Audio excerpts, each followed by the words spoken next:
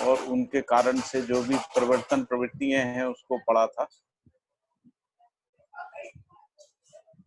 और इसके बाद सभी अवस्थाओं में रूप, गुण, स्वभाव, धर्म आदि को समझा था। आज बल और शक्ति, बल और शक्ति को स्थिति गति भी बोलते हैं। तो हम मानव विगत से बल और शक्ति के बारे में बहुत सारे अनुमान लगाते रहे हैं। विज्ञान युग आने के बाद शक्ति के बारे में और निष्कर्ष निकालने का प्रयोग किया गया। अभी तक पूर्ण निष्कर्ष विज्ञान विधा से निकला ही नहीं। यह विचारणीय बिंदु है।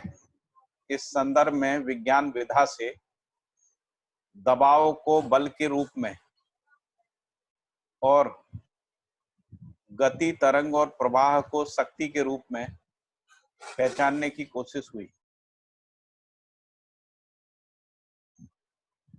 इसके बहुत सारे उदाहरण प्रस्तुत किए गए। तो इसमें पहली बात ये कही गई कि बल और शक्ति के बारे में बहुत सारे अनुमान जो है हम लगाते रहे हैं। विज्ञान युग आने के बाद शक्ति के बारे में ज्यादा निष्कर्ष निकालने के प्रयोग हुए हैं, और अभी तक पूर्ण निष्कर्ष जो है वो विज्ञान विधा से आया नहीं है।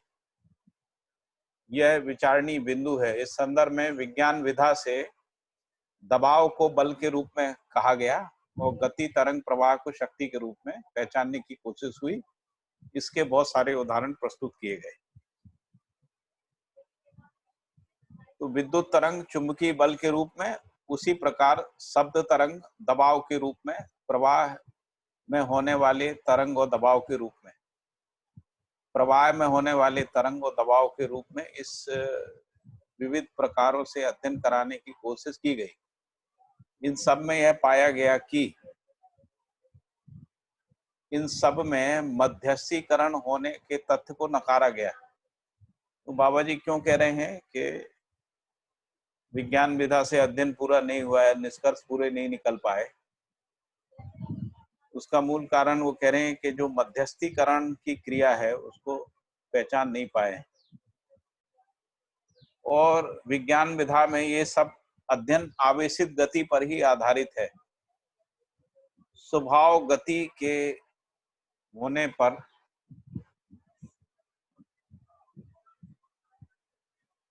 स्वभाव गति में होने पर बल और शक्ति कहाँ चले जाते हैं, यह प्रश्न तो आता ही है।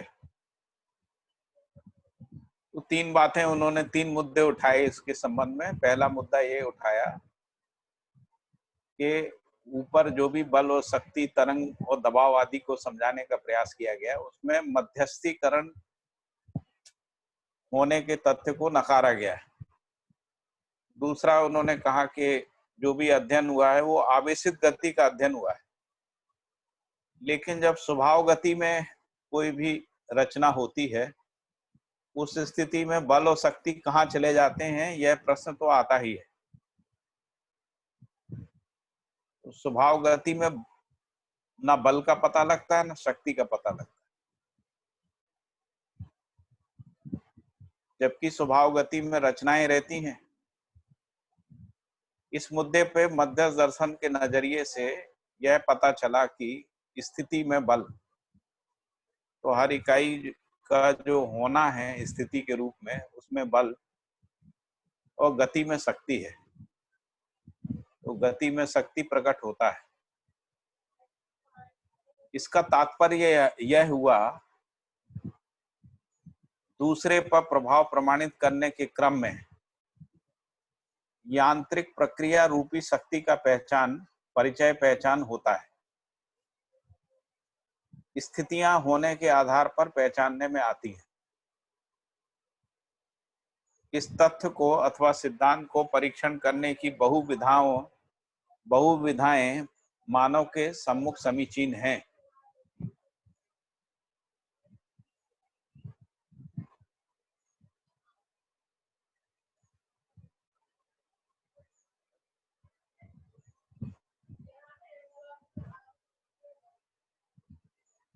जैसे उदाहरण दिया, जैसे एक पत्थर, उसको हम उठाने जाते हैं, उठाते हैं, तब पत्थर तक हमारे संयोग का जैसा भी बोध होता है, जैसा भी समझ में आता है, उसको भार कहते हैं।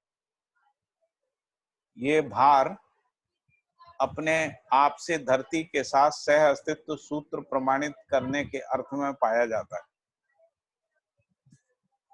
जो कुछ लोग विज्ञान में उसको गुरुत्वाकर्षण कह रहे हैं, लेकिन बाबा जी कह रहे हैं कि गुरुत्वाकर्षण से भी ज्यादा बड़ी चीज की बात कर रहे हैं, और वो है सह अस्तित्व सूत्र प्रमाणित होने के अर्थ में। यही चीज, इस प्रकार के भार का अनुभव हर मनुष्य में, हर मानव में होने की स्थिति स्पष्ट है। हर मानव जो है उस भार का अनुभव करता है। जैसे एक खाली घड़ा और उसमें पानी भर दिया जाए, मट्टी भर दी जाए, बालू या अनाज भर दिया जाए, तब उसको उठाते हैं, तो उठाने पे जैसा लगता है उसको भार कहते हैं।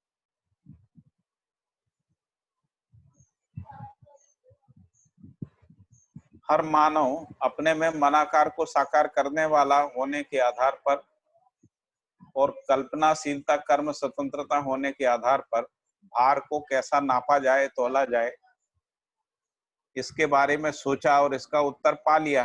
तौलने की विधि तय कर लिया, मापने की विधि तय कर लिया, और उससे बड़े से बड़ा ट्रक, रेल आदि के वजन को भी तौलने नापने योग्य यंत्र बना लिया। हर दिन इसको हर व्यक्ति देखता ही है। पूरा भार धरती के साथ सह अस्तित्व को प्रमाणित करने के क्रम में होने वाला विन्यास है या सिद्धांत है। इस ढंग से भार सह अस्तित्व से अनुप्राणित होना पाया जाता है।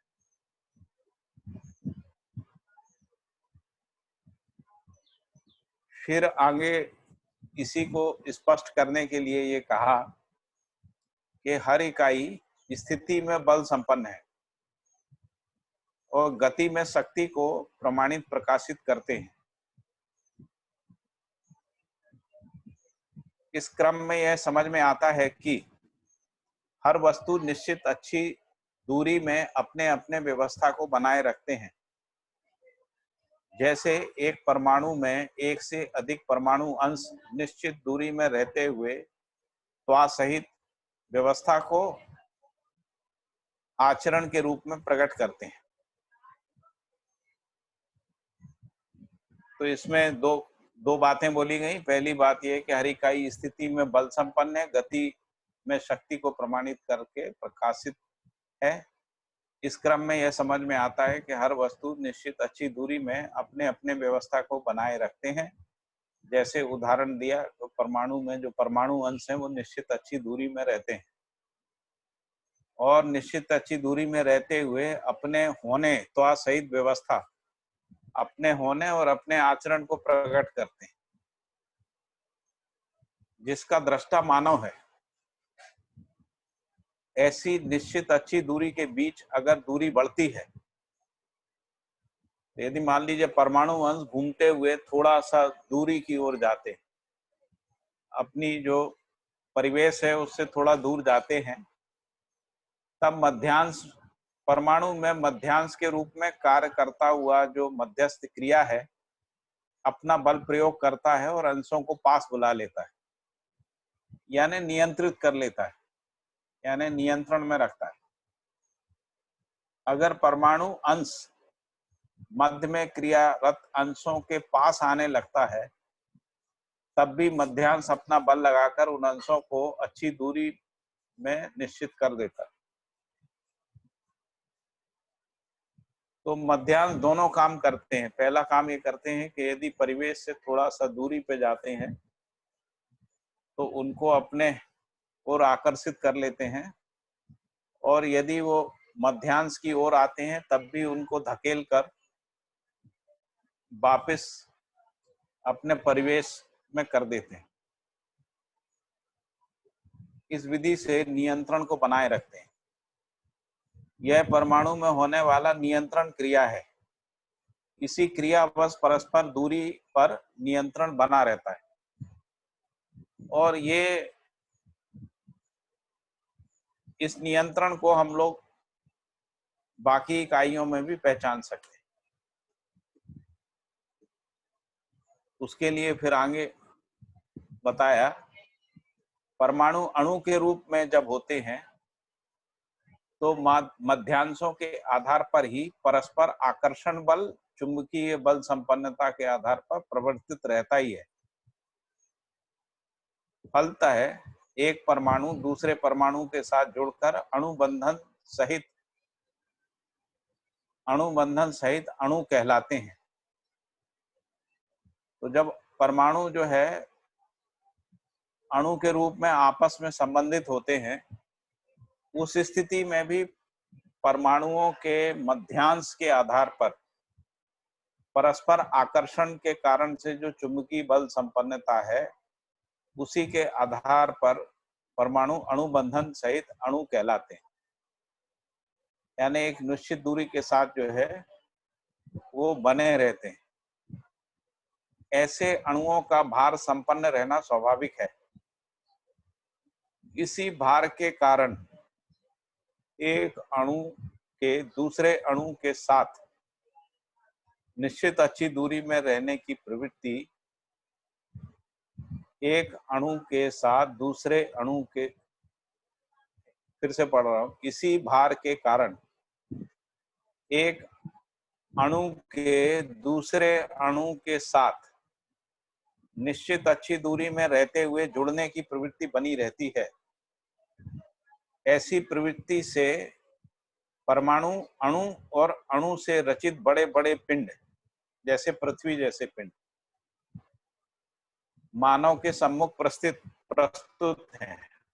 पृथ्वी है, चंद्रमा है, और भी जितने ग्रह गोल नक्षत्र तारामंडल हैं वो सब इसी अर्थ में है।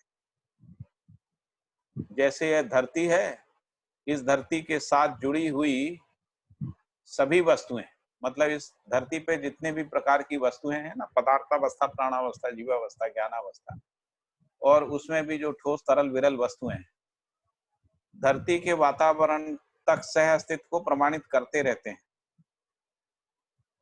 तो इस धरती के साथ जुड़ी हुई सभी वस्तुएं धरती के वातावरण तक ठोस के साथ, तरल के साथ, विरल के साथ सह अस्तित्व को प्रमाणित करते हैं। तो यहाँ बाबा जी भार के सिद्धांत को एक नए तरीके से बता रहे हैं और उसमें ये कह रहे हैं कि इस पृथ्वी पे ये जो तीन अवस्थाओं में प्रकृति मिलती है, ठोस, तरल और विरल, इन ठोस, तरल और विरल में ठोस के साथ रहने की प्रवृत्ति है, तरल के साथ रहने की, और विरल के साथ रहने की। और ये ठोस, तरल, विरल जो है ऐसा रहने के साथ सह अस्तित्व को प्रमाणित करते हैं। यदि ठोस के साथ रहने की प्रवृत्ति का विश्लेषण करें तो उनका ऐसा होना सह अस्तित्व के अर्थ में होता है। इसी तरीके से तरल के साथ होना भी सह अस्तित्व के अर्थ में प्रमाणित होता है। ऐसा ही विरल के साथ होने में भी सह अस्तित्व को प्रमाणित करने के अर्थ में होता है। इसको हम लोग समझ सकते हैं। इसके बाद आगे लिखा है कि इसके लिए जो विन्यास धरती और धरती के अंगभूत वस्तुएं करते हैं, उन्हें ऊपर से गिरना, दौड़ना, उड़ना आदि नाम देते हैं। गिरना, दौड़ना, बहना, है ना, आदि नाम देते हैं।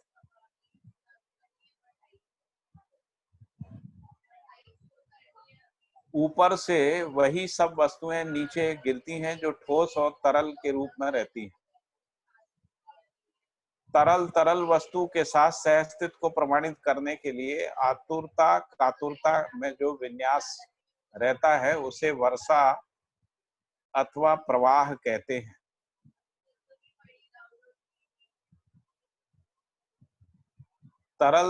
तरल वस्तु के साथ सह अस्तित्व को प्रमाणित करने की आतुरता कातुरता में जो विन्यास करता है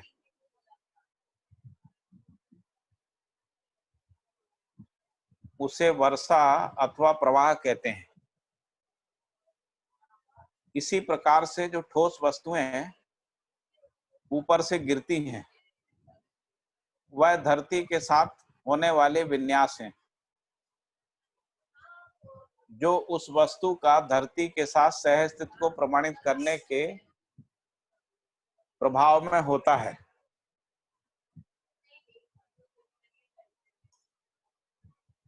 बाबा जी कह रहे हैं इसी विन्यास को गुरुत्वाकर्षण नाम दिया है। वास्तव में जब ठोस वस्तु के साथ सह अस्तित्व को प्रमाणित करने का विन्यास ही है, तो बाबा जी कह रहे हैं वास्तव में ये घटना के रूप में क्या है, तो ठोस वस्तु का ठोस वस्तु के साथ सह अस्तित्व को प्रमाणित करने का विन्यास ही है ये जिसको गुरुत्वाकर्षण कह रहे हैं। तरल वस्तु का तरल के साथ रहने के अर्थ में विन्यास है, विरल का विरल के साथ रहने के अर्थ में विन्यास है। विन्यास का मतलब एक प्रवृत्ति है ना, यही सम्मानजनक स्वीकृति है गुरुत्वाकर्षण के बारे में। गुरुत्वाकर्षण में छोटे बड़े की परिकल्पनाएं दौड़ती हैं। अभी जो गुरुत्वाकर्षण का जो सिद्धांत है उसमें ये है कि छोटे और बड़ी के अर्थ में परिकल्पनाएं दौड़ती हैं, मतलब बड़े में गुरुत्वाकर्षण ज्यादा होता है, छोटे में कम होता है, इस रूप में परिकल्पनाएं दौड़ती हैं। सह अस्तित्व रूप में यह देखा गया है कि जबकि सह अस्तित्व के दृष्टिकोण से यदि हम इस विन्यास को समझने की कोशिश करते हैं तो यह स्पष्ट होता है कि प्रत्येक एक अपने वातावरण सहित संपूर्ण है, इसमें छोटा बड़ा होता ही नहीं।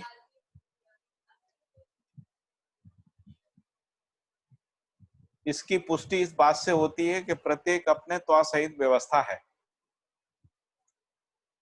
ये दोनों सिद्धांत स्वभाव गति और निश्चित आचरण के योगफल में संपन्न होता हुआ देखने को मिलता है।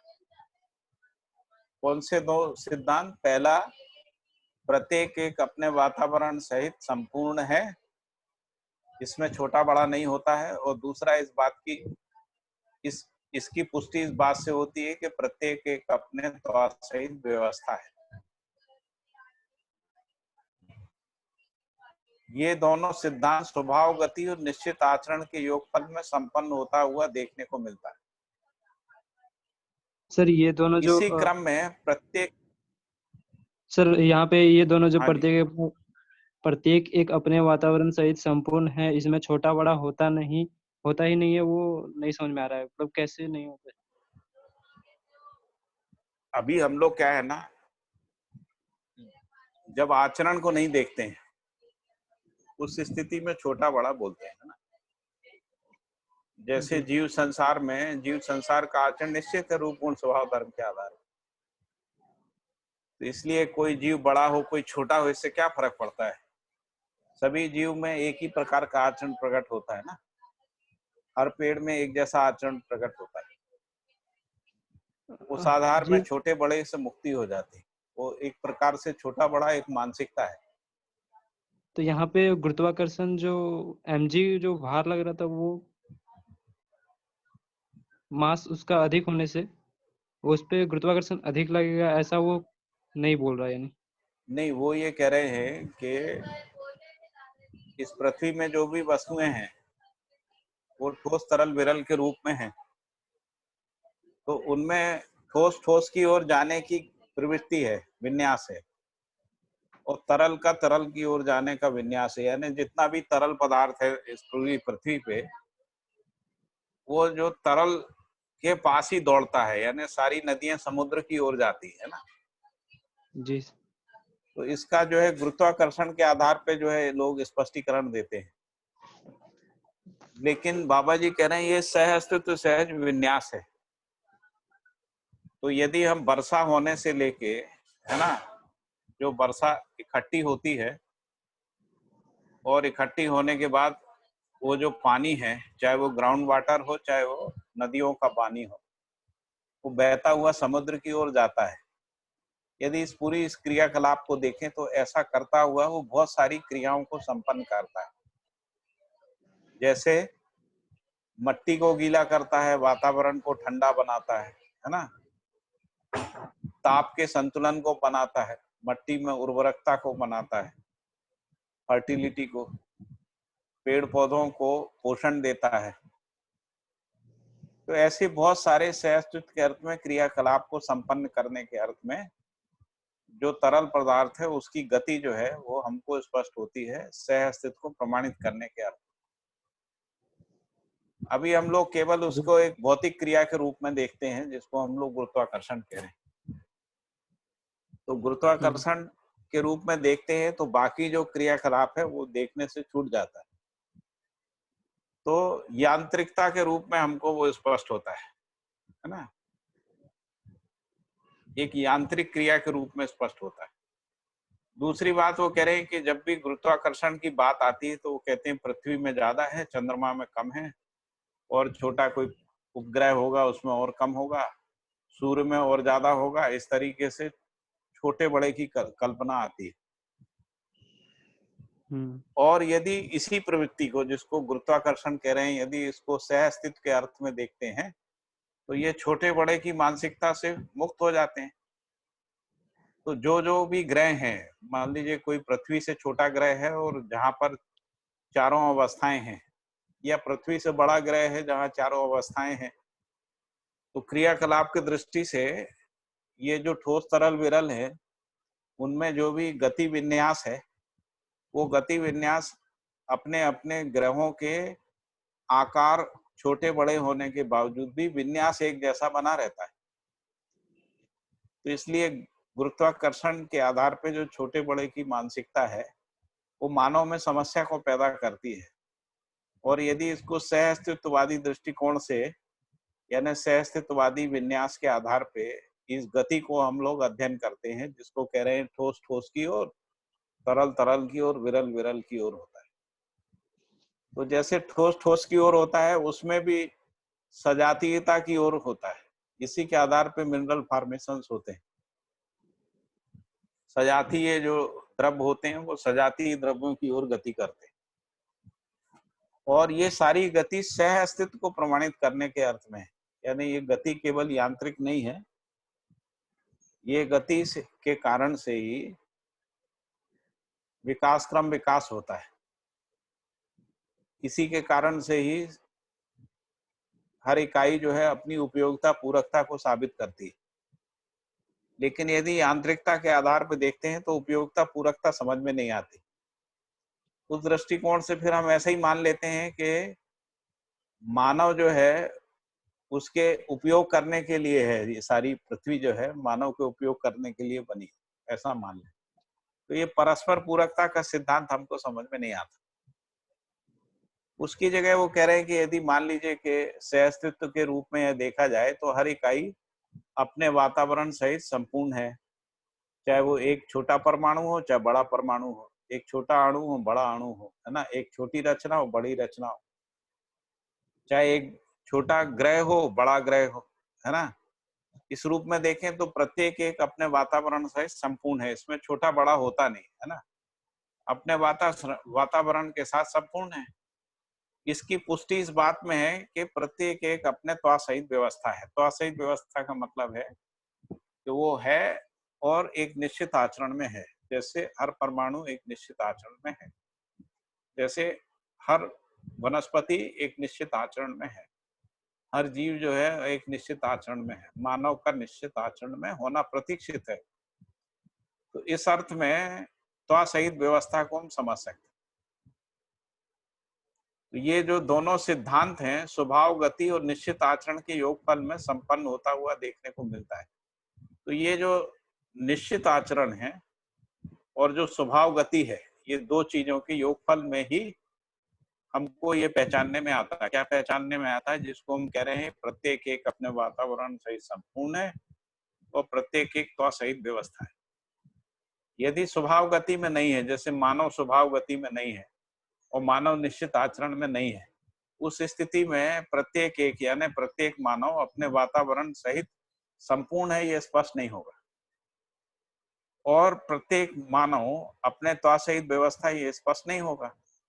तो इसलिए वो कह रहे हैं कि सह अस्तित्व विधि में स्वभाव गति और निश्चित आचरण के योगफल में हम इन गतियों को पहचान सकते हैं, जिसको हम कह रहे हैं ठोस ठोस की ओर, तरल तरल की ओर, विरल विरल।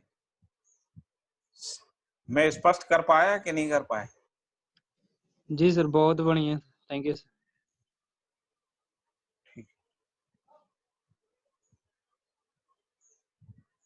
सुनील भाई, समझ में आया? सुनीता बहन? हाँ भैया, हाँ समझ में आया भैया। भैया बहुत अच्छा।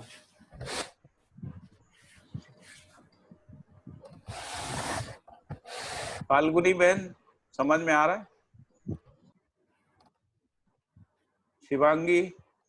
जी भैया, बहुत बढ़िया रहा। हाँ, शिवांगी समझ? हाँ हाँ हाँ, हाँ। समझ पाए? विन्यास ठीक है। मुझे थोड़ा सा वर्ड नहीं पकड़ में आ रहा है, बाकी ठीक है, मतलब कॉन्सेप्ट मोटा मोटा समझ में आ रहा है। विन्यास का क्या मतलब होता है? विन्यास का मतलब है कि ये जो भी गति है वो एक निश्चित प्रवृत्ति के अर्थ में है, अच्छा, उसी को विन्यास कहते हैं। हाँ, ठीक है। हाँ, बाकी तो ठीक है। हाँ, सजावट भी मतलब कहते हैं ना विन्यास को भैया? निश्चित आचरण के अर्थ में, निश्चित आचरण के अर्थ में, मर्यादित रहने के अर्थ में। ठीक है। हाँ, बाकी तो ठीक है। बाकी ठीक है। हाँ। योगेश भाई बहुत लेट आए आज। योगेश भाई, योगेश भाई तो दिख रहे हैं लेकिन आवाज नहीं सुन रहे शायद। हाँ हाँ भैया। मैंने कहा थोड़ा विलम्ब से आया। हाँ भैया, आज थोड़ा अभी पिछले 3-4 दिन से थोड़ा विलम्ब हो रहा है, कोई बात नहीं, 15-20 मिनट का थोड़ा प्रयास करने के बावजूद भी। अभी तक जितना पढ़ा वो स्पष्ट है ना?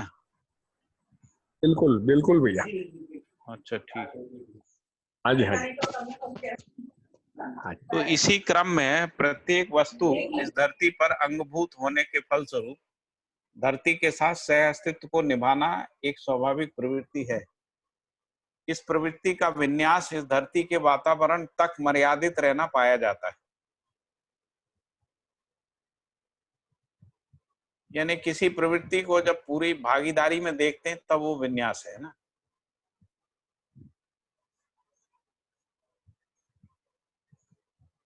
फिर आगे लिखा है कि यह धरती भी अपने वातावरण सहित संपूर्ण है। संपूर्णता में समाहित जितने भी अंग अवयव हैं वे सब संपूर्ण के साथ मर्यादित रहना पाया जाता है। मतलब इस धरती के जितने भी अंग अवयव हैं, चाहे वो वातावरण हो, पानी हो, वनस्पति संसार हो, जीव संसार हो, है ना, आदि आदि, इन अंग अवयवों को भी देखते हैं तो ये सब संपूर्ण के साथ यानी अपनी धरती के साथ, धरती और वातावरण सहित जो धरती संपूर्ण है उसके साथ सभी अंग अवयवों का मर्यादित रहना पाया जाता है। जैसे ऋतु संतुलन है, ताप संतुलन है, दाब संतुलन है, खनिज का संतुलन है, आदि आदि, इस रूप में मर्यादित रहना पाया जाता है। इसको हम किसी एक रचना में भी समझ सकते हैं और धरती में भी समझ सकते हैं। जैसे मानव शरीर रचना में भी इसको समझ सकते हैं कि यदि मानव शरीर रचना स्वभाव गति में है, उस स्थिति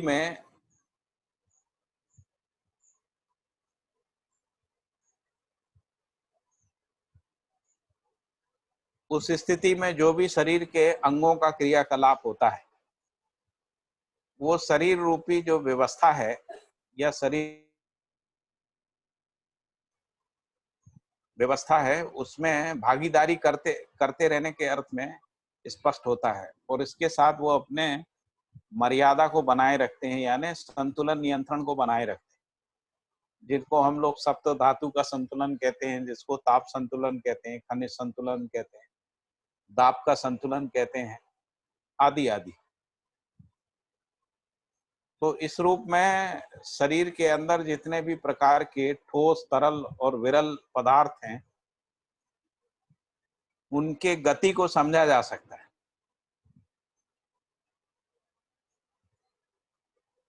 तो उससे ये भी पता लगेगा कि जो ठोस तरल और विरल पदार्थ इस शरीर रचना के अंदर है, उनमें गुरुत्वाकर्षण के विपरीत भी कुछ क्रिया हो रही है। और उस क्रिया को जब समझने जाते हैं तो इसी सिद्धांत से वो स्पष्ट होती है कि सह अस्तित्व सूत्र से ठोस ठोस के साथ, तरल तरल के साथ, विरल विरल के साथ अपने क्रियाकलाप को एक निश्चित अर्थ में करता हुआ संपूर्ण रचना को मर्यादित रखता है। जैसा शरीर में होता है वैसे ही इस पृथ्वी में है, ऐसा समझ सकते हैं ना। तो यह धरती भी अपने वातावरण से ही संपूर्ण है। संपूर्णता में समाहित जितने भी अंग अवयव हैं, यानी वायुमंडल है, जल मंडल है, थल मंडल है, वनस्पति है, जीव संसार है, आदि आदि, और इन सबके अपने अपने प्रभाव क्षेत्र हैं जिनको ऋतु संतुलन, ताप संतुलन आदि बोल रहे हैं, ताप का संतुलन कह रहे हैं। ये सब संपूर्णता के साथ मर्यादित रहना पाया जाता है। मर्यादित का तात्पर्य है निश्चित विन्यास से। निश्चित विन्यास से यानी निश्चित आशय के साथ, निश्चित विन्यास से निश्चित आशय को प्रमाणित करने के अर्थ में। निश्चित विन्यास यानी निश्चित प्रवृत्ति और निश्चित आशय को प्रमाणित करने के अर्थ में ऐसे निश्चित आशय ठोस ठोस के साथ, तरल तरल के साथ, विरल विरल के साथ सह अस्तित्व को प्रमाणित करना ही है। और ये जो भी गति है ना, ठोस ठोस के साथ, तरल तरल के साथ, विरल विरल के साथ, इस सब का जो प्रयोजन है वो सह अस्तित्व को प्रमाणित करना है, यानी उपयोगिता पूरकता को प्रमाणित करना है। सह अस्तित्व को प्रमाणित करने के क्रम में जो कुछ भी क्रिया होता है उसे हम विन्यास कह रहे हैं। बाबा जी ने विन्यास का परिभाषा दिया कि सह अस्तित्व को प्रमाणित करने के क्रम में जो कुछ भी क्रिया या क्रिया प्रवृत्ति होता है उसे विन्यास कहते हैं। इसका फलन सह अस्तित्व का प्रमाण ही है। इस विधि से सह अस्तित्व ही अस्तित्व होने का समझ पूरा होता है। भैया एक चीज, आपने कहा जैसी धरती है शरीर भी वैसा ही है। शरीर में ठोस ठोस के साथ, द्रव द्रव के साथ ऐसा होता है, और यही पता चलता है कि गुरुत्वाकर्षण के प्रभाव से इतर भी कोई इकाई है या कोई वस्तु शरीर में है। ये थोड़ा सा और स्पष्ट होने की जरूरत है। जैसे जीवन की बात भाई, जैसे शरीर में सप्त धातुएं है ना जी, सप्त धातु के बारे में कल बताया था ना जी सर।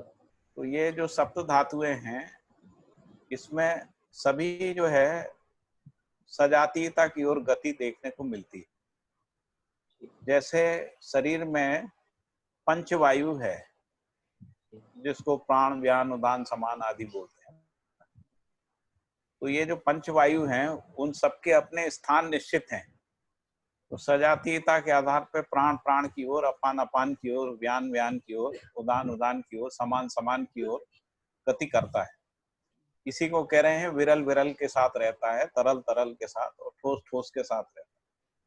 तो इसमें भी जो ठोस ठोस चीजें होती हैं वो शरीर में ठोस को तैयार करती हैं।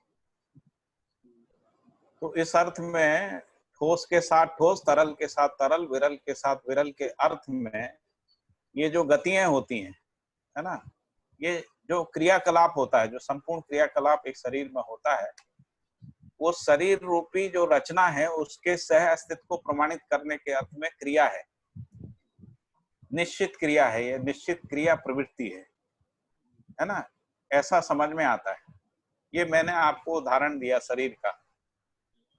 मैंने कहा कि इसी को, हाँ, इसी उदाहरण में भैया ठोस तरल विरल ये तो समझ में आया। जीवन सहअस्तित्व के साथ है, इस शरीर के साथ है अस्तित्व में। ये शरीर में कैसे पता चलना शुरू होता है? ये गुरुत्वाकर्षण से अलग है, हटकर कोई वस्तु है, आपने एक वाक्य कहा था, वहां पे थोड़ा मैं रुक गया। नहीं, जीवन से अस्तित्व से हटकर कोई वस्तु, ऐसा मैंने बोला नहीं, मतलब शरीर में गुरुत्वाकर्षण से हटकर कोई वस्तु है?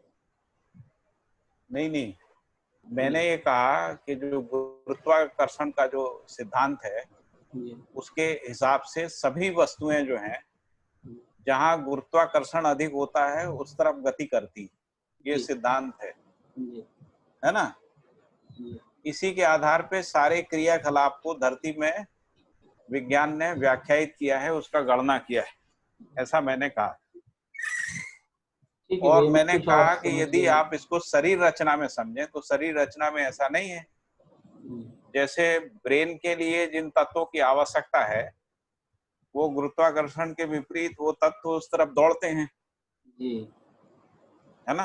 हम्म, यदि मान लीजिए कोई आदमी सीधा खड़ा हुआ है, जी उस स्थिति में भी ब्रेन में रक्त जाता है, जी ब्रेन के लिए जो आवश्यक तत्व हैं वो उस तरफ हाँ गति करते हैं। पहुँचते ही जी यानी वो जो सह अस्तित्व को प्रमाणित करने के अर्थ में गति स्पष्ट होती जी है ना। ठीक ये है, समझ में आ ठीक रहा है है, नहीं आ रहा है? जी और बिल्कुल समझ में आया भैया। हाँ, है और ना, मैं ऐसा करते थोड़ा सा ये उसमें जो अटक गया था कि जी कोई बात नहीं, सब लोग थोड़ा थोड़ा कहीं कहीं अपनी कल्पनाशीलता लगा के रखते ही हैं।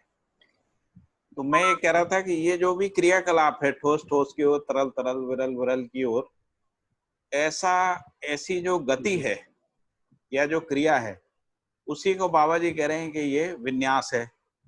और ऐसे विन्यास को करते हुए वो रचना की मर्यादा को बना के रखते हैं, मतलब उसके ताप संतुलन, दाब संतुलन, खनिज संतुलन, है ना, इस सबको भी बनाए रखते हैं। इसी को कह रहे हैं कि हर इकाई अपने वातावरण के साथ संपूर्ण है और त्वा सहित व्यवस्था में है। ठीक है।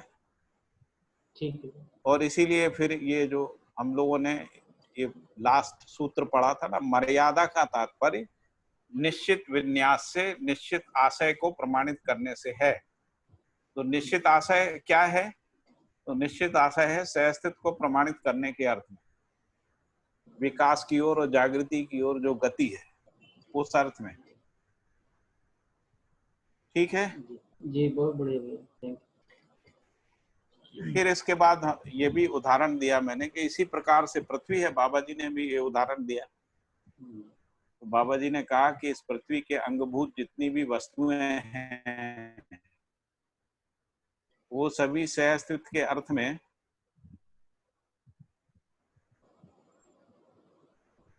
ये लिखा ना, इसी क्रम में प्रत्येक वस्तु इस धरती का अंगभूत होने के फलस्वरूप धरती के साथ सह अस्तित्व को निभाना एक स्वाभाविक प्रवृत्ति है। जी इस प्रवृत्ति का विन्यास इस धरती के वातावरण तक मर्यादित रहना पाया जाता है।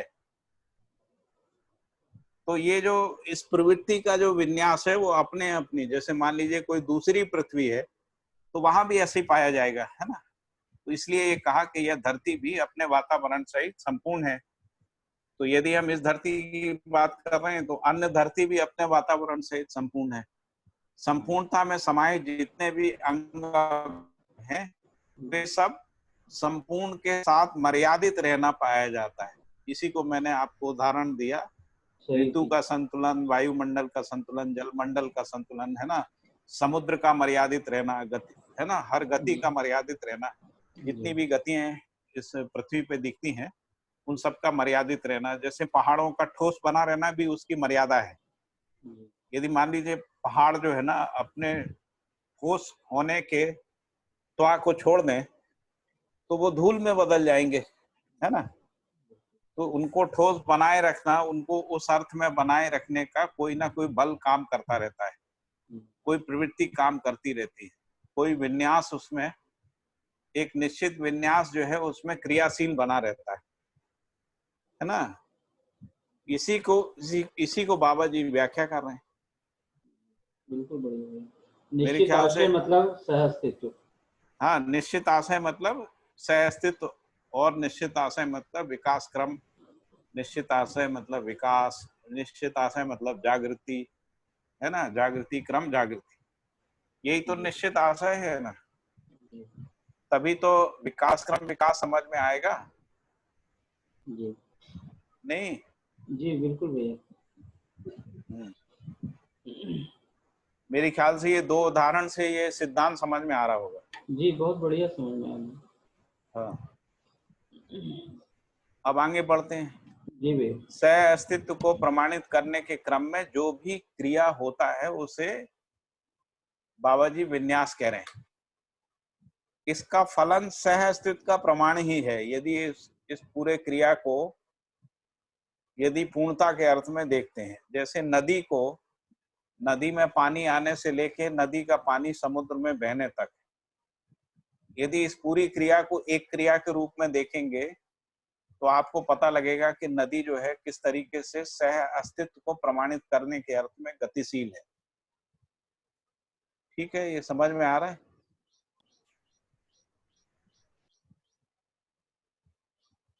पानी में एक आवर्तनशीलता है ना। हेलो। जी भैया। पानी में जैसे वर्षा का जल जो है जमीन में गिरा, हाँ वो जमीन से बह के साइकिल जो है वो नदी में आया, नदी से समुद्र में गया, पुनः जो है वहां से एवापोरेट होके जो है बादल में चला गया। तो ये पूरे क्रिया को यदि आप देखें तो वर्षा होने से क्या हो रहा है?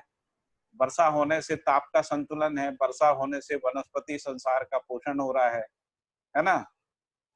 बरसात होने से मट्टी में नमी आ रही है ना। जो पानी की आवश्यकता है पेड़ पौधे जीव जानवर आदमी की, वो पूरी हो रही है ना। और जो अनावश्यक पानी हो गया है, जो अब उपयोग के बाद जो पानी बचा हुआ है, उस पानी को नदी बहा के ले जा रही है। तो नदी जब इसको बहा के ले जाती है तो जिस जगह पे पानी नहीं है उस जगह पे पानी को पहुंचाती है, वहां की मिट्टी को जो है उपजाऊ बनाती है, आदि आदि।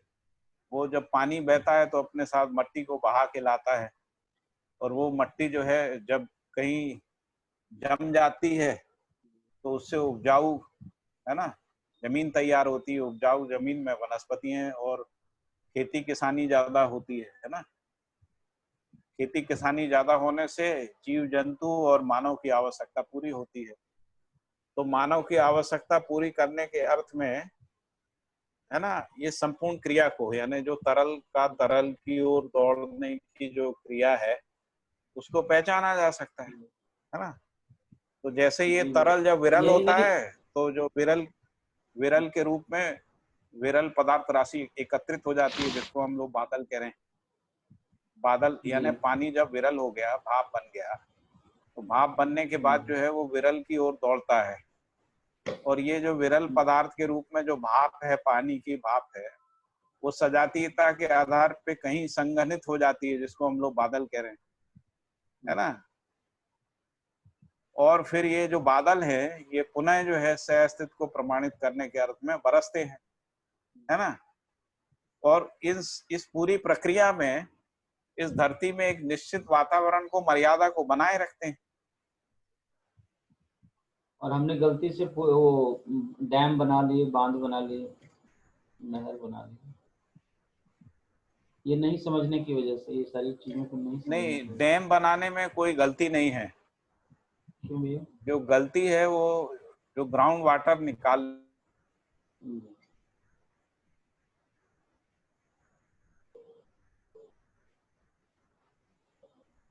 कनेक्शन चला गया छोटे छोटे डैम बनाते हैं।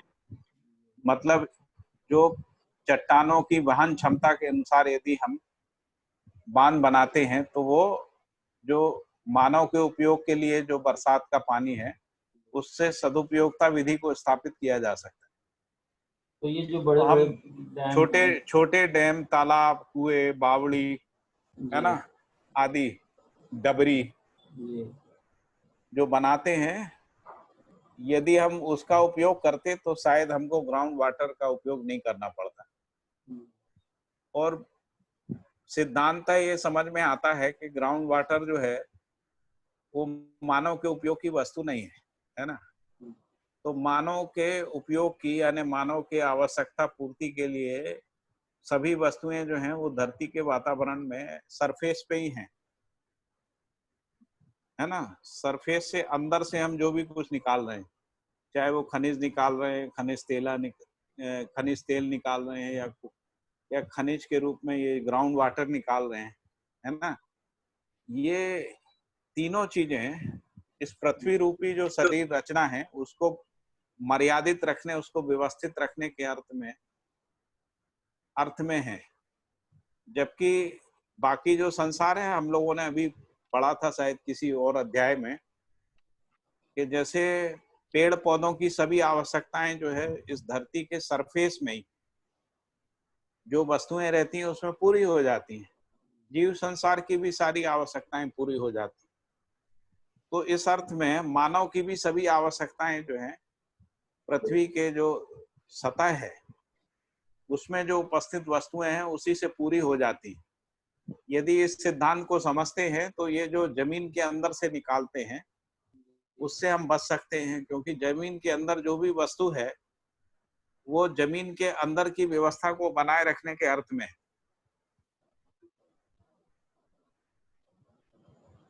हम वहां जाके हस्तक्षेप करके उस व्यवस्था में डिसऑर्डर क्रिएट करते हैं, जो समस्या है। तो जैसे बांध तो सरफेस में ही बनाने की बात है, बस हमको इतना ध्यान रखना पड़ेगा कि इतने बड़े बांध नहीं बनाए कि उसके दबाव के कारण से चट्टानों की जो वहन क्षमता है उससे ज्यादा हो जाए।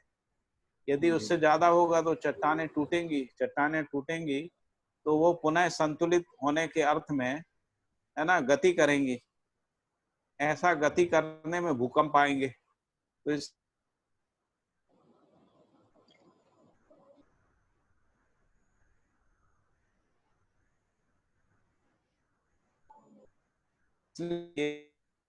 कई जगह हम लोगों ने बहुत बड़े बड़े बांध बना दिए हैं, उसके कारण से जो पानी का जो भार है उसके कारण से समस्या पैदा हुई। ठीक है जी भैया। तो ये विज्ञान से निर्धारित होगा कि बांध कितना बड़ा बनाया जाए। 100 परिवारों के लिए छोटा बांध है।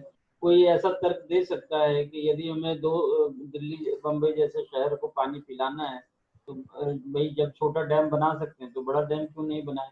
वैसे में विज्ञान काम आएगा कि हम कितना वो पत्थर की वहन क्षमता वो माप सकें। हाँ, विज्ञान भी काम आ सकता है और एक कॉमन सेंस भी काम आ सकता है ना। कॉमन सेंस भी काम आ सकता है। जैसे हम लोग तालाब बनाते हैं तो तालाब से कोई टेक्टोनिक इम्बैलेंस नहीं होता, एक बड़ा तालाब बना लेते हैं।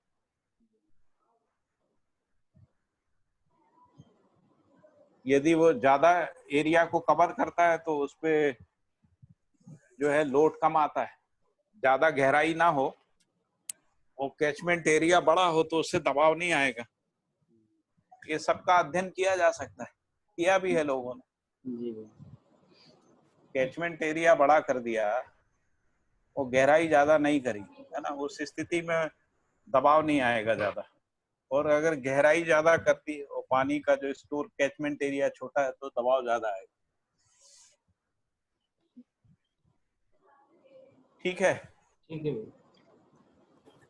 इसको विवेक सम्मत विज्ञान के रूप में देख सकते हैं भैया। हैं विवेक सम्मत विज्ञान विधि से इसको कर सकते हैं। जी हाँ, हाँ, मैं उसी विज्ञान की बात कर रहा था जो दर्शन में जिस विवेक सम्मत वाली बात। हाँ जी, ठीक है। विवेक सम्मत विज्ञान के दृष्टिकोण से देखेंगे तो हमको छोटे बांध की आवश्यकता, बड़े बांध की आवश्यकता नहीं। विवेक सम्मत विज्ञान के दृष्टिकोण से देखेंगे तो महानगरों की जरूरत नहीं है ना। महानगर तो समस्या है।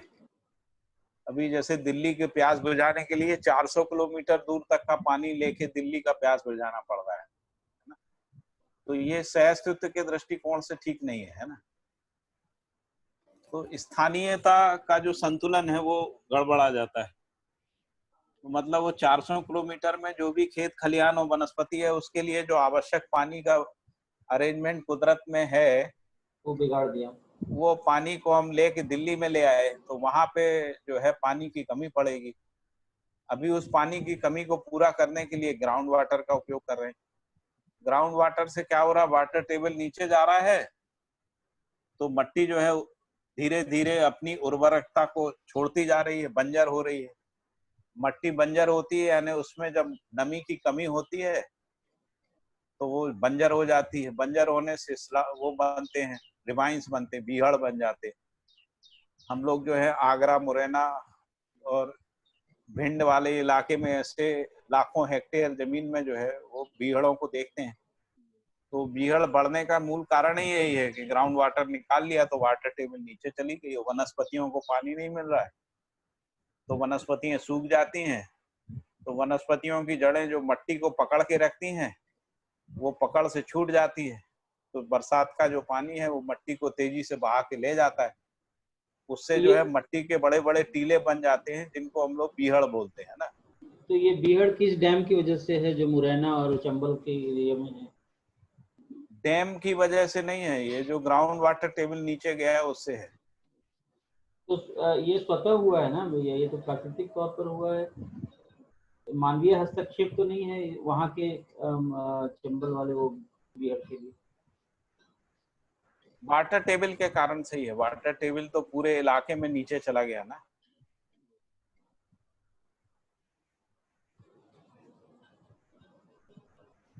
जो वाटर टेबल होता है ना कई कई सैकड़ों किलोमीटर दूर तक रहता है फैला हुआ, जो ग्राउंड वाटर होता है। तो खेतों में पानी का उपयोग, हाँ वाटर टेबल नीचे चला गया इसलिए बीहड़ बढ़ रहे हैं। और बीहड़ में वनस्पति ठहर नहीं पा रही है क्योंकि उस वहां पे नमी नहीं है। तो ये रेगिस्तान बनने की प्रिलिमिनरी प्रोसेस है ये। यदि आप नेचुरल विधि से देखेंगे तो रेगिस्तान का एरिया है, यदि वो कुछ किलोमीटर सरक जाता है उस स्थिति में भी ये चीज पैदा होती है। तो वहां ताप बढ़ जाता है, ताप बढ़ने से वनस्पति नष्ट होती है, उससे बीहड़ बनते हैं। बीहड़ जो है धीरे धीरे धीरे रेगिस्तान में कन्वर्ट हो जाती है। ऐसे रेगिस्तान बनने का भी प्रोसेस होता है। और रेगिस्तान अपनी जगह से तभी सरकता है जब मानव जो है व्यवस्था में नहीं जीता है। मानव व्यवस्था में नहीं जीने से जो प्राकृतिक संतुलन है वो अपनी जगह से सरकता है। तो शहर एक सबसे बड़ी अव्यवस्था है। हाँ, उसी को हम लोग साइंस में एल नीनो इफेक्ट बोलते हैं। ठीक है जी भैया। तो फिर वापस हम लोग आ जाते हैं कि गुरुत्वाकर्षण का जो सिद्धांत है उसमें छोटे बड़े की मानसिकता है। ये जो छोटे बड़े का जो बोध होता है इसी को सापेक्षता बोलते हैं ना। तो सापेक्षता में छोटे बड़े का बोध होता है, कोई चीज छोटी है कोई बड़ी है, इस अर्थ में हम लोग चीजों को देखने लगते हैं। संपूर्णता ओझल हो जाती है, ठीक है ना। संपूर्णता जो है वो ओझल हो जाती है। संपूर्णता में ही प्रत्येक एक का सम्मान हो पाता है। मानव में भी यही हो गया ना, हम मानव में छोटा बड़ा मान लेते हैं। तो हम लोग ये मान लेते हैं बच्चे छोटे हैं, ये युवा है, प्रौढ़ है ना, ये वृद्ध हैं, वृद्धों का सम्मान करो, है ना, तो छोटों को, है ना। तो जो सभी का सम्मान नहीं हो पाता है क्योंकि उसमें एक आचरण पद्धति नहीं आती। तो ये छोटे बड़े ऐसे ही जातियों में छोटी बड़ी जाति हो गई। ये वाला काम जो है बड़ा काम है, शिक्षा का काम बड़ा है, मेहनत करने का काम जो है छोटा है। तो नीची जातियां हो गई, छोटी जातियां हो गई, बड़ी जाति, है ना, इस रूप में हो जाता है। नस्ल में भी यही सिद्धांत काम करता है, ये वाला नस्ल जो है श्रेष्ठ है, ये वाला नस्ल जो है निष्ठ है, ऐसा ऐसा। तो ये जो छोटे बड़े की जो मानसिकता है उसके मूल में सापेक्षता है। तो वो कह रहे हैं कि ये जो गुरुत्वाकर्षण का सिद्धांत है उससे भी एक सापेक्ष दृष्टि बनती है और इस सापेक्ष दृष्टि में संपूर्णता ओझल हो जाती है। संपूर्णता में ही प्रत्येक एक का सम्मान हो पाता है, मूल्यांकन हो पाता है। ऐसा मूल्यांकन और सम्मान प्रतिष्ठा की पहचान करने वाला मानव ही है। मानव ही इस बात को पहचान सकता है। मानव जब संपूर्णता के साथ सह-अस्तित्व में प्रत्येक एक को प्रमाणित करता है, ऐसी स्थिति में मानव स्वयं के संपूर्णता की ओर ध्यान देना स्वाभाविक है। तो जब हमको प्रकृति में यानी इस धरती में जो भी अंगभूत हैं, अंगभूत सभी वस्तुओं के साथ उनमें होने वाले सह अस्तित्व का पहचान पूर्णता के अर्थ में होता है।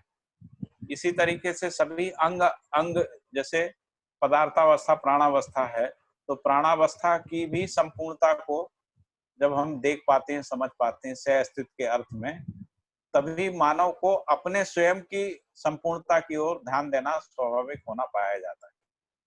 इसके विपरीत में सापेक्ष विधि से छोटे बड़े की ओर ध्यान जाता है।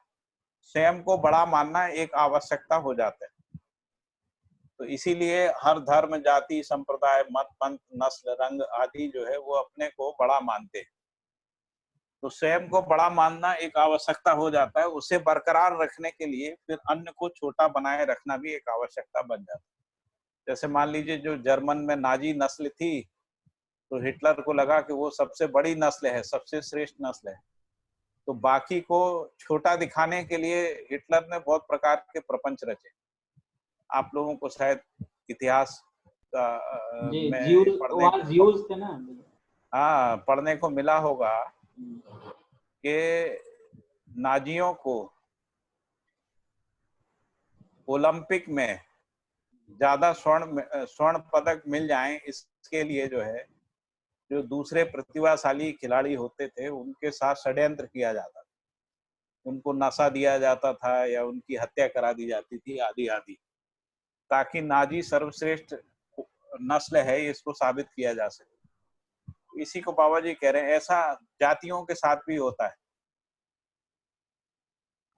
धर्म के साथ भी होता है, जाति के साथ भी, नस्ल के, समुदाय के साथ भी होता है।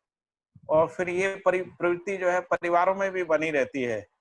तो हम परिवार में मान लेते हैं कि ये हमारे परिवार में बड़े हैं, बाकी छोटे हैं, ऐसा भी मान लेते हैं।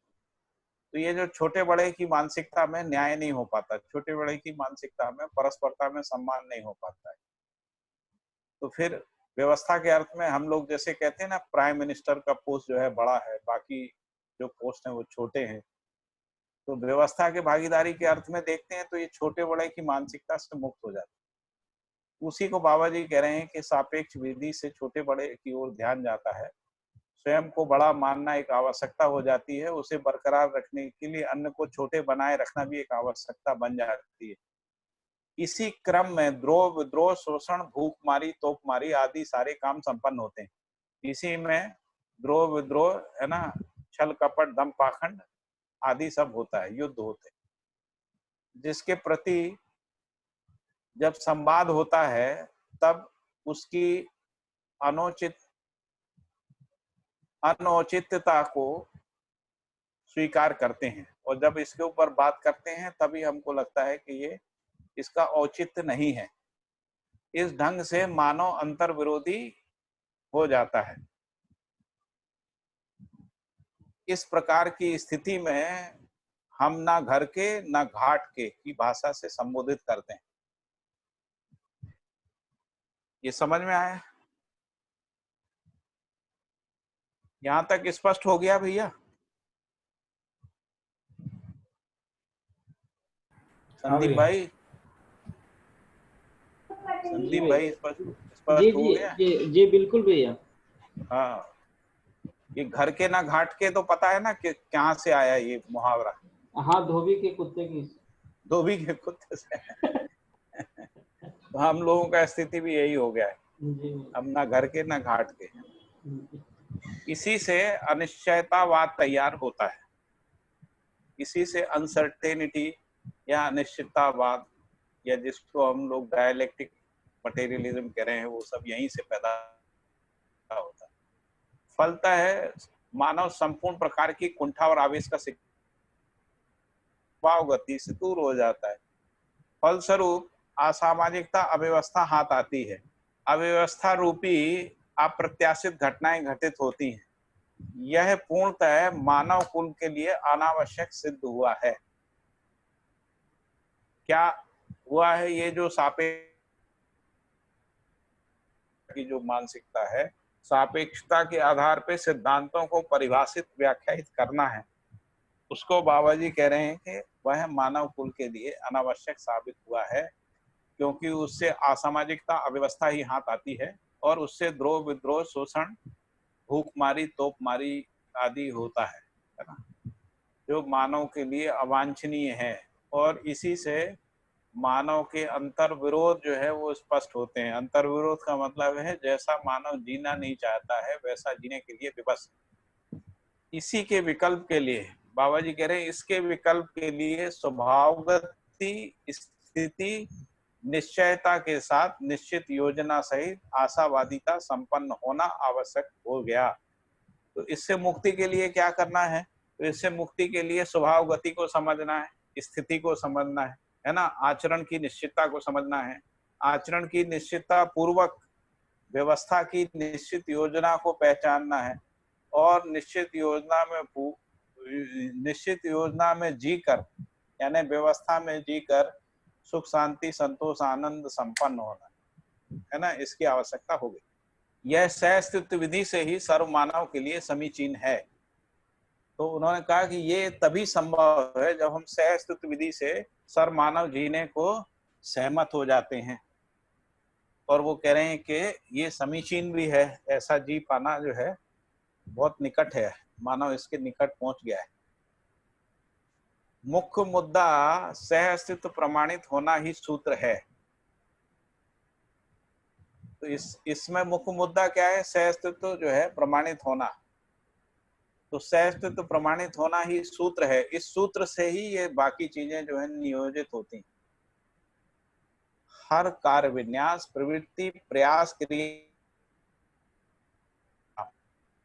के साथ ही सहअस्तित्व मूल्यांकित होना स्वाभाविक है।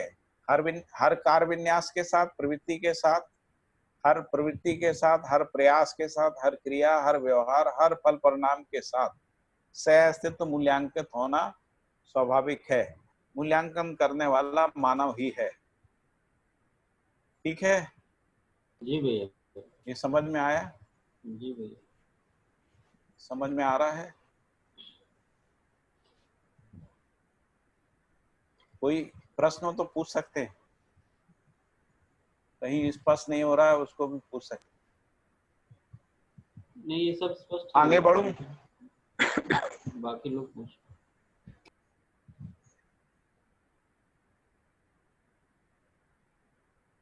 होने की दीर्घ काल से प्रतीक्षा रही है। यह प्रतीक्षा मानव में ही रही है। यह सार्थक होने के लिए सह अस्तित्ववादी क्रिया प्रणाली का अध्ययन मानवत्व सहित व्यवहार में प्रमाणित होने के लिए पर्याप्त होना पाया गया। तो कह रहे हैं कि इसकी प्रतीक्षा तो मानव में बहुत समय से रही है, इसीलिए हम लोग ये कहते रहे कि वसुधैव कुटुंबकम, है ना, ऐसा हम लोग बोलते रहे। सर्वे भवन्तु सुखना ऐसा भी बोलते रहे, है ना। तो ये प्रतीक्षा है इसी अर्थ में, आकांक्षा के अर्थ में, चिराकांक्षा के अर्थ में हम ऐसा कामना करते रहे। यह सार्थक होने के लिए और इसको सार्थक करने के लिए सह अस्तित्ववादी क्रिया प्रणाली का अध्ययन मानवत्व सहित व्यवहार में प्रमाणित होने के लिए पर्याप्त होना पाया गया। इसीलिए इसका उद्घाटन होना आवश्यक है। तो इसीलिए ये धीरे धीरे मानव जाति में उद्घाटित हो जाएगा। स्थिति गति अपने स्वरूप में दबाव प्रभाव का संयुक्त रूप है। यदि स्थिति गति को समझें तो स्थिति गति अपने स्वरूप में दबाव और प्रभाव का संयुक्त रूप है। इसके लिए कुछ मिसाल में, इसके उदाहरण में, दबाव रहते हुए प्रवाह नहीं होता है। जैसे धरती के ऊपर पत्थर, धरती के ऊपर तालाब में पानी में प्रवाह नहीं पड़ता है। धरती के ऊपर नदी में प्रवाह दिखाई देता है। नदी के प्रवाह में दबाव सुस्पष्ट है। दबाव रहता ही है। यानी यदि पानी बहता है यानी प्रवाह है तो उसमें दबाव रहता है, और यदि प्रवाह नहीं है तो दबाव नहीं रहता है। जैसे तालाब में पानी है, उसमें प्रवाह नहीं है, इसलिए उसमें दबाव जो है वो सिद्ध नहीं होता है। पानी का प्रवाह ढाल की ओर और ढाल अंततोगत्वा समुद्र तक जुड़ता है, इसीलिए नदी का पानी समुद्र तक स्वाभाविक विधि से अथवा नियति विधि से सुस्पष्ट हो जाता है। पानी का हर दबाव प्रवाह दूसरे प्रकार के प्रवाह दबाव में परिवर्तित हो जाता है ना।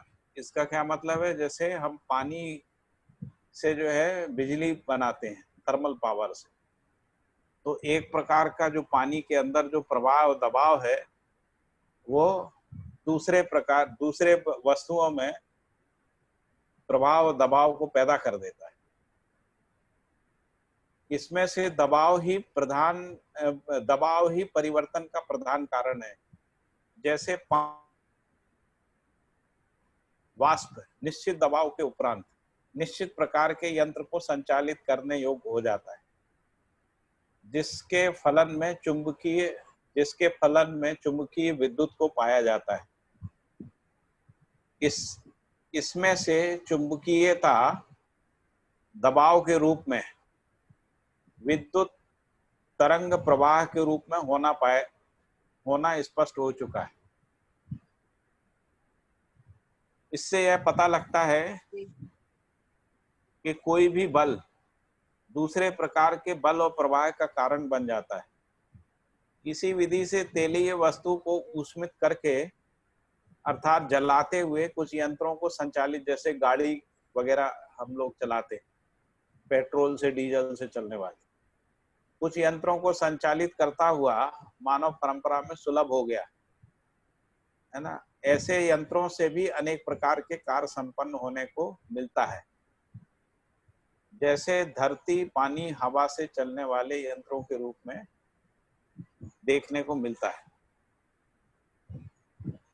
धरती पे चलने वाले, पानी में चलने वाले, हवा में चलने वाले यंत्रों के रूप में हम देखने को।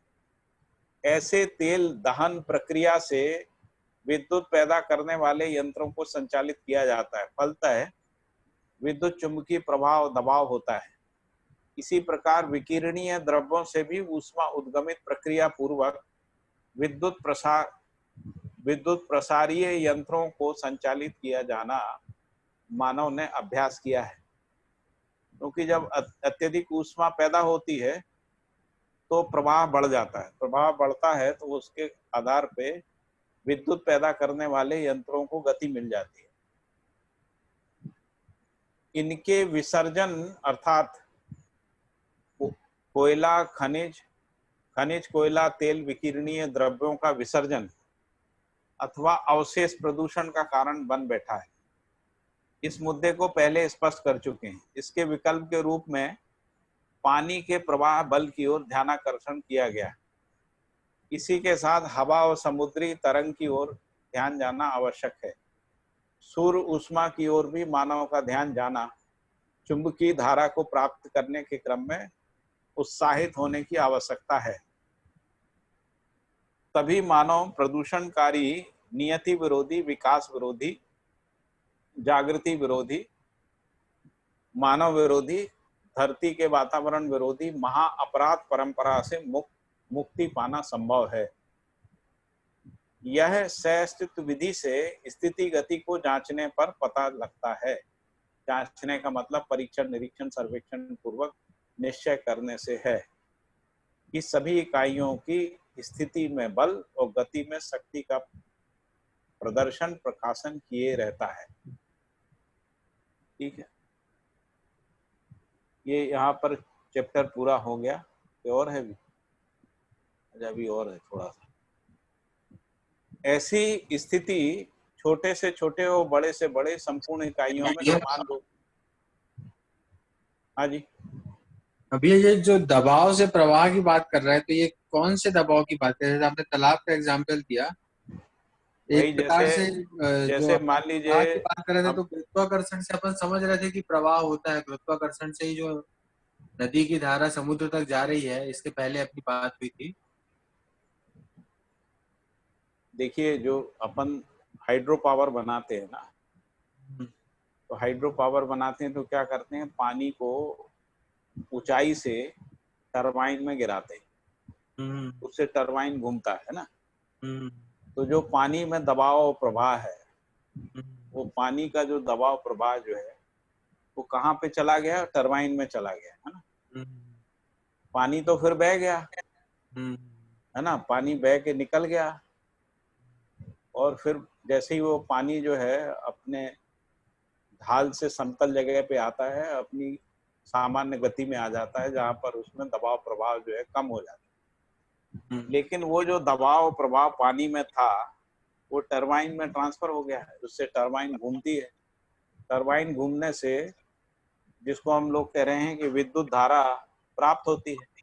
है ना, विद्युत धारा जिसको चुंबकीय विद्युत धारा कहते हैं, उसको टरबाइन विधि से जो है उस धारा को तोड़ते हैं, है ना। तो जो चुंबकीय धारा को तोड़ते हैं वही जो है विद्युत के रूप में बहती है। तो इस रूप में ये ट्रांसफर होने की गति है, जो दबाव प्रभाव होता है वो कैसे एक से दूसरे में ट्रांसफर होता है। जैसे पेट्रोल को जलाते हैं, है ना, तो पेट्रोल को जलाने से जो भी प्रवाह बनता है ना, क्या प्रवाह बनता है कि जो पेट्रोल के जो द्रव्य होते हैं वो प्रसारित होते हैं, है ना, जलने से, ऊष्मा के कारण से जो प्रसारित होते हैं तो उनमें प्रवाह पैदा होता है। तो वो जो प्रवाह में दबाव रहता ही है, तो वो दबाव जाके पिस्टन के ऊपर दबाव को पैदा करता है, उससे इंजन चलता है। यानी वो जो दबाव वायु में पैदा हुआ वहां पे पेट्रोलियम पदार्थों का जो द्रव्य है ना, जलने के बाद वो एक प्रकार का वायु है ना, तो उस वायु में जो दबाव प्रवाह है वो दबाव प्रवाह ने पिस्टन में दबाव प्रवाह को पैदा कर दिया। इसी को वो कह रहे हैं कि एक से दूसरे में हस्तांतरित होता रहता है। बट ये भैया ये जैसे स्वभाव गति में नहीं हुआ ना, ये तो आवेशित करके दोनों काम जो आपने बताया टरबाइन वाले और पिस्टन वाले दोनों, ये स्वभाव गति में तो नहीं हुए। मतलब स्थिति गति अपन जैसे बोल रहे हैं, स्थिति गति तो स्वभाव गति में रहती है ना भाई। ये तो स्वभाव गति है नहीं ना, ये तो स्वभाव गति में नहीं है। ये तो जो है अप्राकृतिक विधियों से प्राप्त किया हुआ है। तो मानव की जो आवश्यकता है, यदि उस आवश्यकता के लिए यदि हम विद्युत को पैदा करते हैं तो उसके लिए विकल्प बताए उन्होंने कि बिना प्रदूषण पैदा किए, बिना जो है ज्यादा हस्तक्षेप के हम बिजली को पैदा कर सकते। जैसे नदी में प्रवाह बल है ही, उस प्रवाह बल को जो है हम छोटी टरबाइनों को लगा के उस प्रवाह बल से टरबाइन चला सकते हैं और उससे हम बिजली पैदा कर सकते हैं जो डोमेस्टिक यूज के लिए होगी, गाँव के यूज के लिए होगी। इतना तो हम बिजली पैदा कर सकते हैं, है ना। उस समय जो है वो प्रदूषणकारी नहीं होगी, मानव विरोधी नहीं होगी, प्रकृति विरोधी नहीं होगी। अभी हम जो भी कुछ करते हैं उसमें कहीं ना कहीं प्रकृति विरोधी है। जैसे हम जो पेट्रोलियम पदार्थों से जितनी भी गाड़ियां चला रहे हैं वो सबसे है, तो इसीलिए वो नियति विरोधी भी है, विकास विरोधी, जागृति विरोधी, मानव विरोधी और धरती के वातावरण विरोधी, और एक प्रकार से यहाँ तक कह रहे हैं कि महा अपराध परंपरा के रूप में है। उससे मुक्ति पाने के लिए ही तो विकल्प की बात हुई है।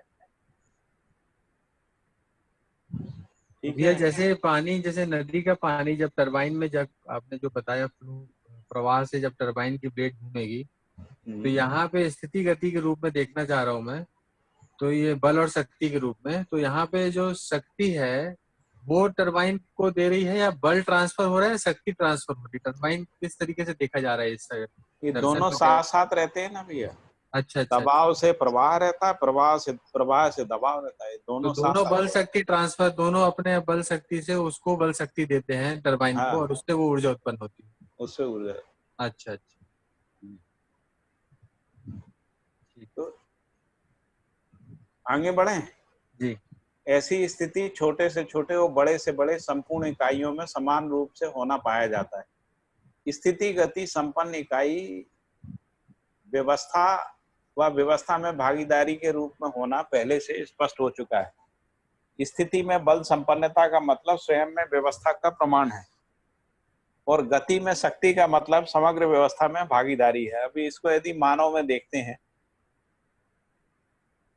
तो मानव यदि स्वयं व्यवस्था में जीता है तो बल संपन्न है ना, क्योंकि बिना बल के यानी दृढ़ता के, संकल्प के, है ना, निश्चय के, है ना, यानी बल संपन्नता के मानव स्वयं व्यवस्था में नहीं जी सकता है। अब यदि कोई स्वयं में व्यवस्था यानी बल संपन्न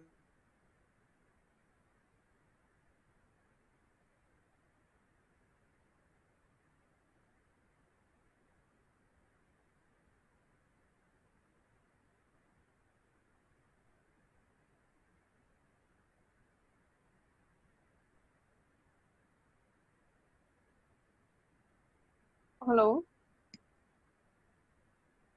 लगता है हैंग हो गया। ये स्पष्ट हुआ।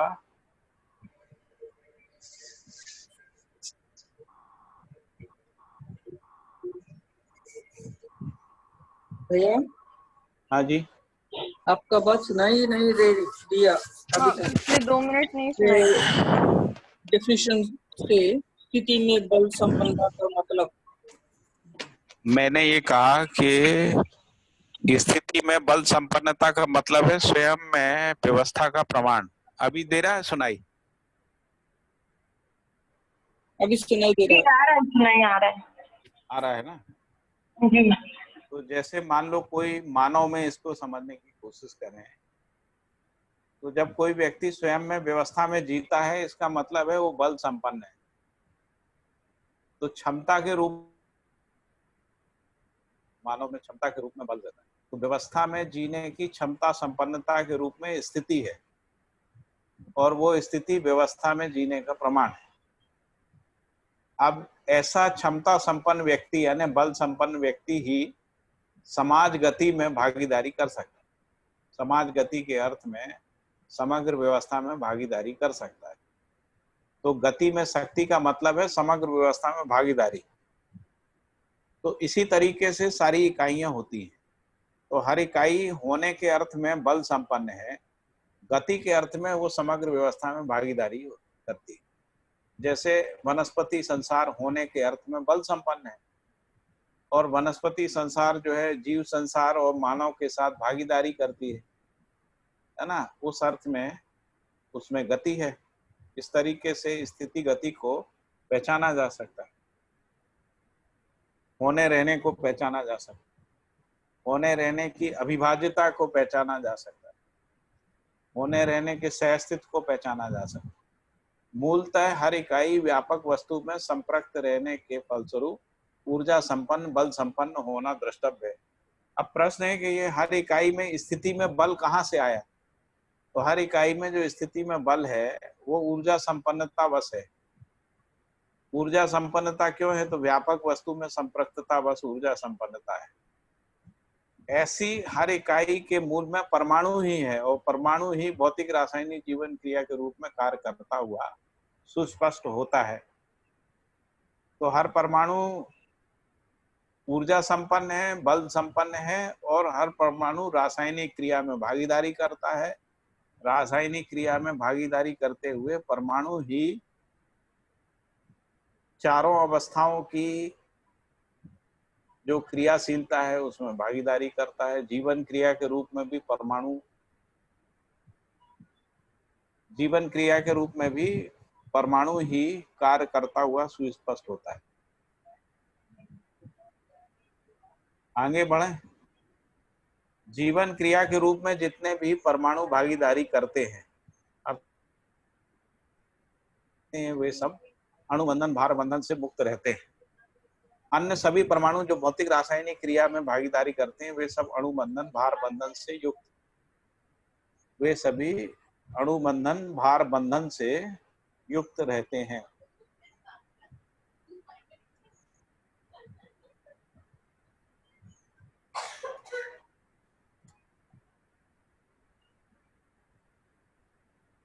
ऐसे अणुबंधन भार बंधन बस ही छोटी रचना बड़ी रचना के रूप में रचित होना पाया जाता है। इसमें सबसे छोटी रचना परमाणु ही है। अणु और अणु रचित रचना के रूप में वैभव को प्रकट करते हैं। ऐसे वैभव का स्वरूप सहअस्तित्व सूत्र से ही अनुप्राणित रहता है। जैसे एक परमाणु में एक से अधिक अंश होना, एक अणु में एक से अधिक परमाणु होना, अणु रचना में एक से अधिक अणु रहना, ये सब अपने आप में सहअस्तित्व सूत्र से अनुप्राणित रहने वाला प्रमाण है। रचनाओं में भौतिक रचना, रासायनिक रचना भी होते हैं। इन रचनाओं में से एक दूसरे के लिए पूरक और उपयोगी होना सुस्पष्ट हो चुका है।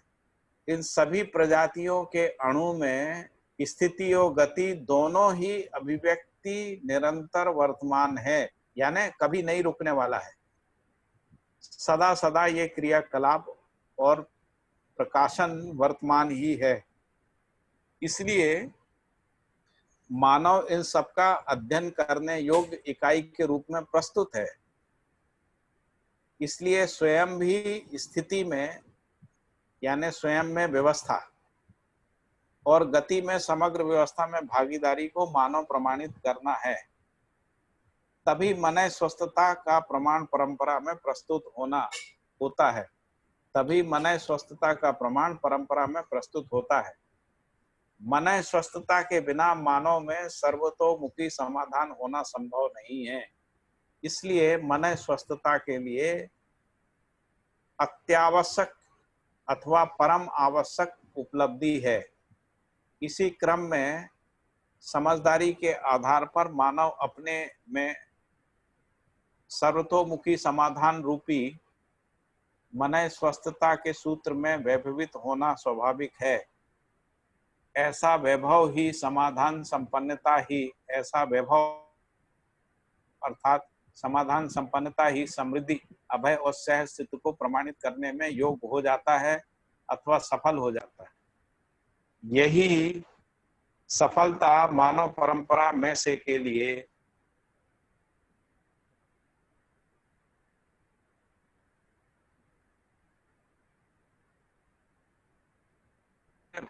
प्रेरणा होना, हर गति में प्रेरणा का होना, वातावरण में अथवा प्रभाव क्षेत्र में व्यवस्था प्रमाणित होना, स्थिति में स्वयं व्यवस्था ही वैभव का सार्थक स्वरूप है। ऐसे वैभव को बनाए रखने में मानव में आशावादी प्रवृत्ति है ही। इस प्रकार परमाणु में स्थिति में बल संपन्न और गति में शक्ति अर्थात प्रभाव क्षेत्र संपन्न होना पाया जाता है। ठीक है, ये समझ में आया? तो यहां से शुरू किया था। त्राण और प्राण बोला, त्राण माने क्या है भैया? त्राण का मतलब स्थिति और प्राण का मतलब गति है ना।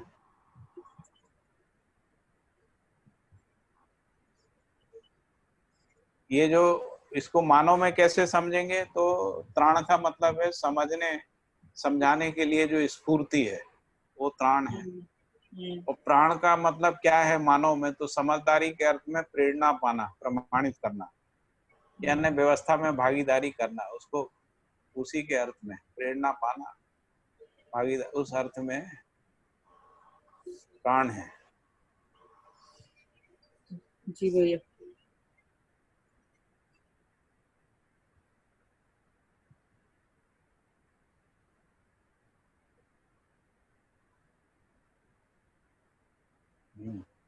तो मैं कह रहा था यहाँ से बात शुरू हुई थी कि रचनाओं में भौतिक रचना, रासायनिक रचना भी होते हैं। इन रचनाओं में एक दूसरे के लिए पूरक और उपयोगी होना सुस्पष्ट हो जाता है। इन सभी प्रजाति के अणुओं में स्थिति और गति दोनों की अभिव्यक्ति निरंतर वर्तमान रहती है, कभी रुकने वाली नहीं है। सदा सदा ये क्रियाकलाप ही प्रकाशन वर्तमान ही है। इसीलिए मानव इन सब का अध्ययन करने योग्य इकाई के रूप में प्रस्तुत है, क्योंकि एक क्रिया निरंतर है तो वही क्रिया जो है मानव में आती है ना। तो मानव में ये क्रिया जो है किस रूप में दिखती है, तो इसलिए कहा कि इसलिए स्वयं भी स्थिति में व्यवस्था और गति में भागीदारी को मानव प्रमाणित करना है। यदि ये करते हैं तभी कह रहे हैं कि मन स्वस्थता का प्रमाण परंपरा में प्रस्तुत होता है। मन स्वस्थता के बिना मानव में सर्वतोमुखी समाधान होना संभव नहीं है। इसीलिए मन स्वस्थता मानव के लिए अत्यावश्यक परम आवश्यक उपलब्धि है। इसी क्रम में समझदारी के आधार पर मानव अपने में सर्वतोमुखी समाधान रूपी मन स्वस्थता के सूत्र में वैभवित होना स्वाभाविक है। ऐसा वैभव ही अर्थात समाधान संपन्नता ही समृद्धि, अभय, सहस्तित्व को प्रमाणित करने में योग्य हो जाता है अर्थात सफल हो जाता है। फिर आगे हम लोगों ने ये पढ़ा, यही सफलता मानव परंपरा में से के लिए त्राण और प्राण है। तो यदि में से के लिए को समझेंगे तो परिवार से विश्व परिवार तक इसको देखना पड़ेगा, है ना। परिवार से विश्व परिवार तक यदि हम देखते हैं तो उस स्थिति में जैसे परिवार स्थिति में है और वो समाज में भागीदारी करता है, इस अर्थ में स्थिति गति। उसी तरीके से गांव जो है, ग्राम जो है वो अपने में स्थिति है और वो अपने से बड़े ग्राम समूह में भागीदारी करता है। तो इस अर्थ में इसकी निरंतरता को पहचान सकते हैं। फिर ये कहा कि गति में प्रेरणा का रहना आवश्यक है। तो जो भी हम गति करते हैं समाज अर्थ में, उसमें प्रेरणा का रहना आवश्यक है। वातावरण में अथवा प्रेरणा क्षेत्र में व्यवस्था प्रमाणित होना, स्थिति में स्वयं व्यवस्था ही वैभव का सार्थक स्वरूप है। ऐसे वैभव को बनाए रखने में मानव में आशावादी प्रवृत्ति है ही, है ना। इसी कारण परमाणु में स्थिति में बल संपन्न और गति में शक्ति अर्थात प्रभाव क्षेत्र संपन्न होना पाया जाता है। इस परस्पर प्रभाव क्षेत्र का सुरक्षित रहना ही परस्परता में अच्छी दूरी है। ऐसे प्रभावों से संपन्न हर इकाई परस्परता में अपने अपने मौलिकता को बनाए रखने में सफल है। इसी का नाम नियंत्रण है।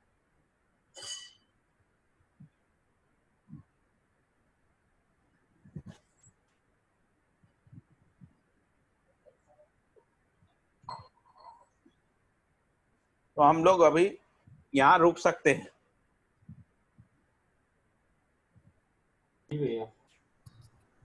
ठीक है भैया। अभी ये चैप्टर बचा हुआ है, 2-3 पेज बचे। हाँ, अभी 10-15 मिनट और चाहिए। हाँ हाँ हाँ, मिनिमम। तो कल ही रखते हैं इसको। तो ठीक है, समझ में आया ना? मुझे एक बात समझ में ना उपयोगी उपयोगी समझ में उपयोगी है कि नहीं हम लोग जो पढ़ रहे हैं? योगेश भाई कुछ बोलिए भाई। अरे भैया बिल्कुल उपयोगी है ना। मजा आ रहा है कि नहीं पढ़ने में? मजा नहीं, गदगद हो रहे हैं भैया। हाँ, संदीप भाई। जी भैया बहुत बढ़िया है। हाँ, मिलने वाली है भैया। हाँ, दोबारा जैसे 8 का सिलेबस पढ़ रहे हैं भैया, लेकिन हाँ, अभी वो जो है सहअस्तित्व के नजरिए से पढ़ना पड़ रहा है। बहुत बढ़िया। और बताइए वीनू भाई। जैसे हाँ बताइए भैया। हाँ जी, ये मैंने कभी सुनाया नहीं, मुझे एक बार बताइए ना घर की ना घाट की, ये क्या है? ऐसा है कि जो धोबी का कुत्ता होता है, धोबी जो होते हैं ना कपड़े धोते हुए, धोने वाला। हाँ, तो वो कुत्ते को पाल लेते हैं। तो उसके बारे में कहते हैं धोबी जो काम करता है उस काम में कुत्ते का कोई रोल नहीं रहता है। ना घर में उसकी कोई उपयोगिता है, ना उसकी जहाँ पर वो कपड़े धोता है घाट पे, वहां पे भी उसकी उपयोगिता नहीं होती, उपयोगिता सिद्ध नहीं होती है। ऐसा जैसे एक किसान कुत्ते को पालता है तो उसकी एक उपयोगिता है। धोबी जो है गधे का उपयोग करता है तो गधे का उपयोग जो है कपड़ों को लाने ले जाने में होता है। ऐसा परंपरा में कहावत बना हुआ है कि धोबी का कुत्ता ना घर का ना घाट का। यानी घर पे भी नहीं काम आता है और घाट मतलब जहाँ वो कपड़े धोता है नदी में, वहां भी उसकी कोई उपयोगिता नहीं रहती। ऐसा भैया। हाँ जी। ये जो धोबी का कुत्ता ना घर का ना घाट, तो मैं जैसे समझा हूँ ना। बताइए बताइए। धोबी जो कुत्ता पालता है ना, हाँ, धोबी जब अपने काम के लिए जाता है कपड़े धोने के लिए तालाब पर घाट पर, हाँ, तो उस समय उसके साथ चला जाता है। हाँ, और जब घर लौटता है तो कुत्ता घर आता है। जब घर हाँ, आता है तो मोहल्ला के कुत्ते को लगता है कि तू यहाँ का है नहीं, तू घाट पे हाँ, रहता है, तू तो आपको पूरा यहाँ क्या काम है। ये इस मोहल्ले उसको जो है वहां रहने नहीं देते। और जब घाट पे जाता है धोबी के साथ तो घाट वाले कुत्ते बोलते हैं कि तू तो सारी रात जो है मोहल्ले में रहता है। तो घर का रहता है ना घाट पे रहता है। ठीक है, चलिए ठिकाना चलिए भैया। ये भी एक व्याख्या है। हाँ भैया, बढ़िया बढ़िया।